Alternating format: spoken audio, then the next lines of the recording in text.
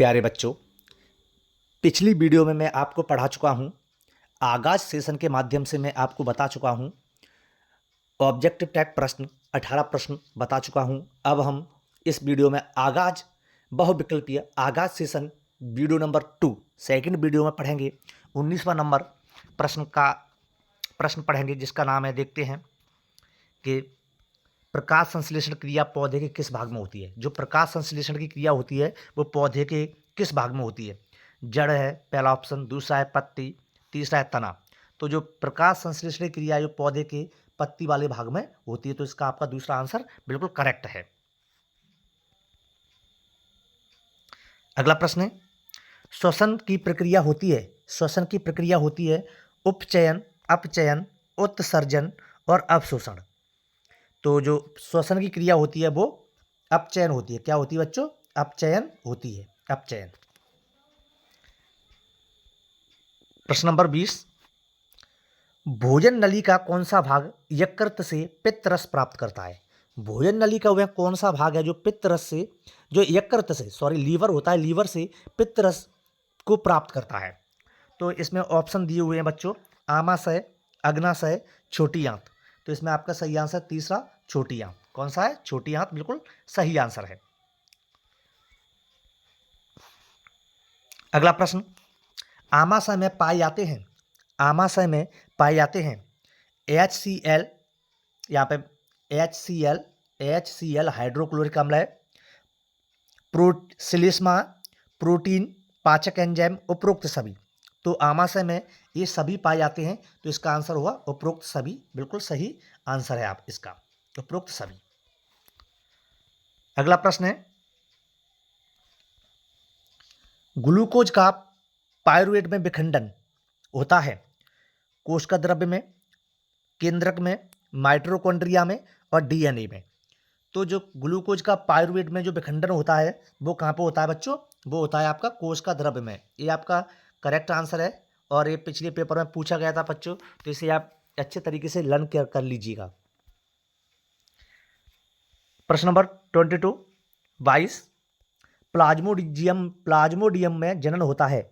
जो प्लाज्मोडियम होता है, प्लाज्मोडियम, उसमें जनन किसके द्वारा होता है? द्विखंडन के द्वारा, स्पोर द्वारा, बहुखंडन द्वारा, मुकुलन द्वारा। तो बच्चों इसमें आपका सही आंसर है कि प्लाज्मोडियम में जो जनन होता है वो स्पोर के द्वारा होता है।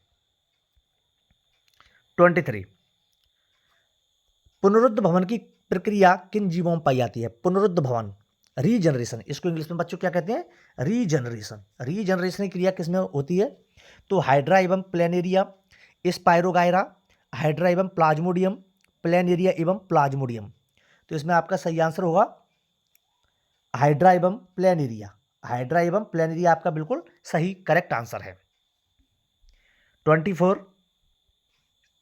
बीजाणु द्वारा प्रजनन किया जाता है। बीजाणु द्वारा प्रजनन किसमें किया जाता है?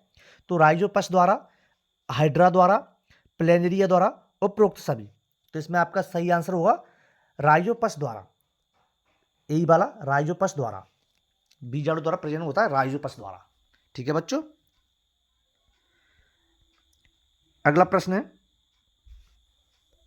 स्त्रियों मतलब फीमेल में यौवनारंभ की आयु कितनी होती है? स्त्रियों में यौवनारंभ की आयु कितनी होती है? तो इसमें आपके ऑप्शन है 10 से 12 वर्ष, 16 से 20 वर्ष, 12 से 16 वर्ष, उपयुक्त में से कोई नहीं। तो इसमें आपका आंसर होगा 12 से 16 वर्ष के बीच, 12 से 16 वर्ष। 26, मनुष्य में लिंग का निर्धारण होता है। मनुष्य में जो लिंग का निर्धारण किसके द्वारा होता है? गुणसूत्रों के द्वारा, RNA द्वारा, माइटोकॉन्ड्रिया द्वारा और केंद्रक द्वारा। तो बच्चों इसमें आपको पूछा जा सकता है, यह भी पूछ सकते हैं कि RNA है, इसका पूरा नाम क्या है? तो RNA का पूरा नाम होता है बच्चों राइबोज न्यूक्लिक एसिड। क्या होता है? राइबोज न्यूक्लिक एसिड RNA का पूरा नाम होता है। लेकिन क्वेश्चन की बात कर रहे थे ये कि मनुष्य में लिंग का निर्धारण किसके द्वारा होता है? तो इसमें होता है गुणसूत्रों के द्वारा। किसके द्वारा होता है बच्चों? गुणसूत्रों के द्वारा।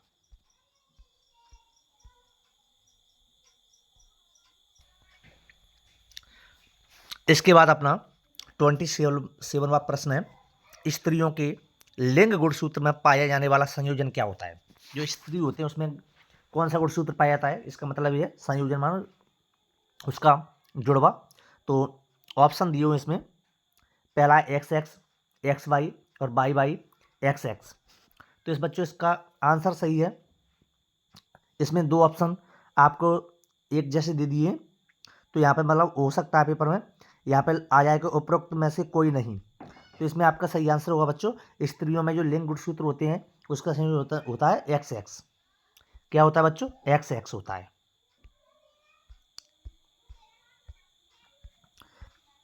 28,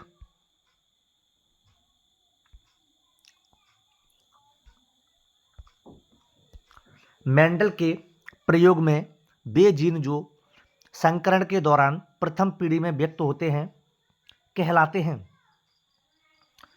तो इसमें ऑप्शन है प्रभावी जीन, समयुग्मजी जीन और कॉलेरा। तो इसमें आपका सही आंसर होगा प्रभावी जीन। क्या कहलाते हैं? प्रभावी जीन कहलाते हैं। अगला 29,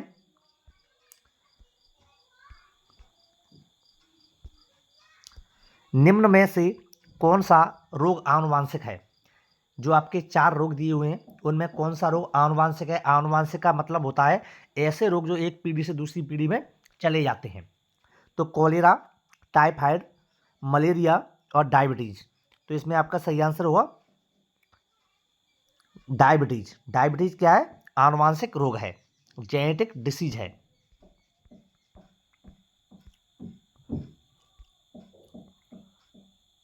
अगला प्रश्न, मेंडल ने किस पौधे पर प्रयोग किए थे? मेंडल थे वैज्ञानिक, उन्होंने किस पौधे पर प्रयोग किए? सेम, चना, मटर, गेहूं। यदि प्यारे बच्चों इस प्रश्न का उत्तर आपको मालूम है तो कमेंट बॉक्स में जल्दी बता दीजिए, जिससे मुझे भी पता चले कि किन किन बच्चों ने मेरी मेहनत करके वीडियो बनाई थी, मैंने उसको देखा है, उसका अध्ययन किया है।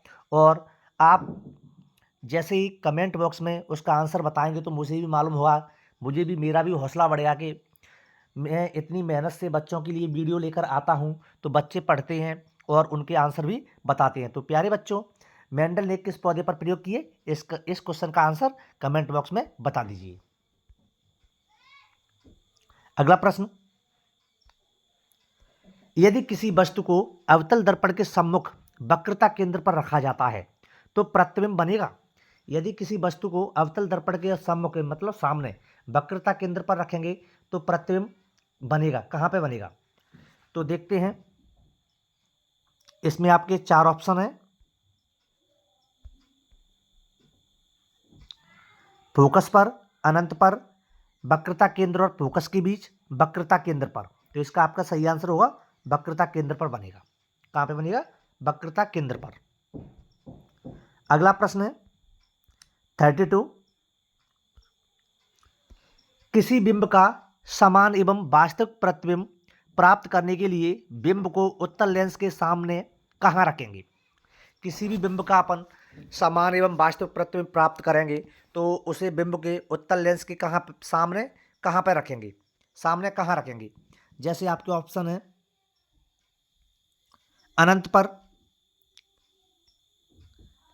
अनंत पर, लेंस के मुख्य फोकस पर, लेंस के प्रकाशिक केंद्र और मुख्य फोकस के बीच, फोकस दूरी की दुगनी जगह पर। तो इसका कहाँ पर रखेंगे? फोकस दूरी की दुगनी जगह पर रखेंगे। फोकस दूरी की दुगनी जगह पर रखेंगे। 33, प्रश्न नंबर 33, एक लेंस की क्षमता 2 डायोप्टर है तो इसकी फोकस दूरी होगी? एक लेंस की क्षमता है उसकी 2 डायोप्टर है तो उसकी फोकस दूरी क्या होगी? 20 सेंटीमीटर, 50 सेंटीमीटर, 40 सेंटीमीटर और 60 सेंटीमीटर। तो इसमें आपका आंसर होगा 50 सेंटीमीटर होगी। कितनी होगी बच्चों? 50 सेंटीमीटर। 34, आवर्धन के मान में ऋणात्मक चिन्ह क्या दर्शाता है? आवर्धन का जो मान होता है उसमें ऋणात्मक चिन्ह क्या दर्शाता है? प्रतिबिंब वास्तविक है, प्रतिबिंब सीधा है, प्रतिबिंब आभासी है, इनमें से कोई नहीं। तो क्या दर्शाता है ऋणात्मक चिन्ह? प्रतिबिंब वास्तविक है। 35, इंद्रधनुष बनने का कारण है विसरण, परावर्तन, वर्ण विक्षेपण और अपवर्तन। इसका आंसर है वर्ण विक्षेपण। वर्ण विक्षेपण के द्वारा ही इंद्रधनुष बनने का मुख्य कारण होता है, इसी के द्वारा बनता है इंद्रधनुष।